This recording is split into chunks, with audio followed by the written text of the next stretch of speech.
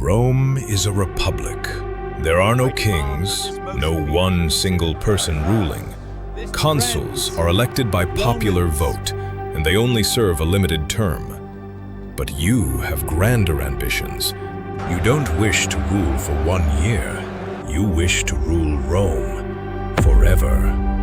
But how do you get the title of emperor in a republic? First, you must win trust with the people. You cannot rule over a population that detests you. Second, the bureaucracy of Rome means that you legally cannot have unlimited power. This will soon change. And thirdly, you must have a loyal army. Without one, your power is nothing more than words. So your path isn't complicated, but it is brutal. And so, the first chapter of your journey begins.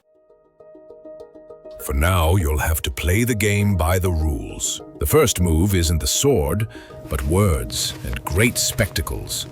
In the Forum, you plan great speeches to the forgotten people of Rome, promising great reforms that help the average working person. The crowds slowly grow larger and larger as your popularity rises. But you need to win more favor with the people, so you decide to host great spectacles. Only one issue: you lack the finances. For now, loans will be your friend as you grow in popularity. You have a plan that will come to fruition later. For now, you need to appear controllable. With each great spectacle, your popularity grows. More and more people flock to your speeches. Soon, the next elections roll by, and you win the majority of the votes, alongside Marcus Calpurnius Bibulus. You are elected consul of Rome. With this position comes great power, but not enough for you. However, the time is not right to make the jump to emperor. Your plans are yet to be completed. The first chapter of your journey comes to a close, and with it, you have secured the most powerful position in Rome. With this power comes great opportunities, of which you will take great advantage of. During your term as consul, you implement many of the reforms you promised. You have just won the loyalty of the people, likely forever. Apart from that, your term ends uneventfully. However, an opportunity arises. You are given command of the forces in Gaul, a rebellious region of the empire, far from Rome. This is your opportunity to become a great general.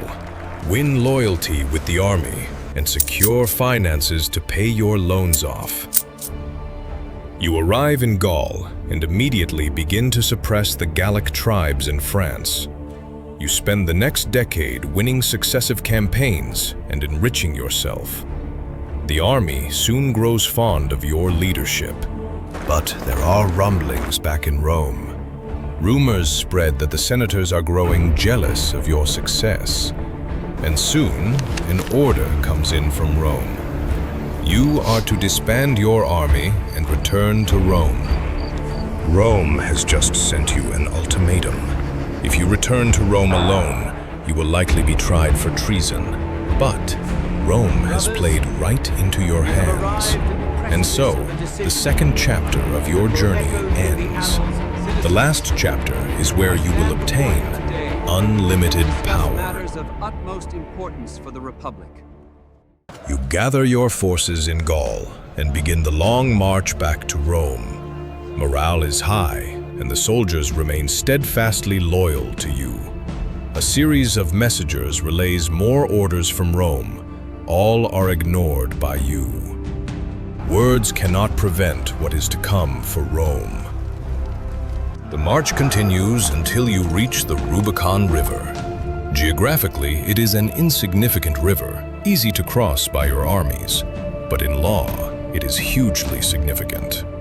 The river marked the boundary between commander and rebellious warlord.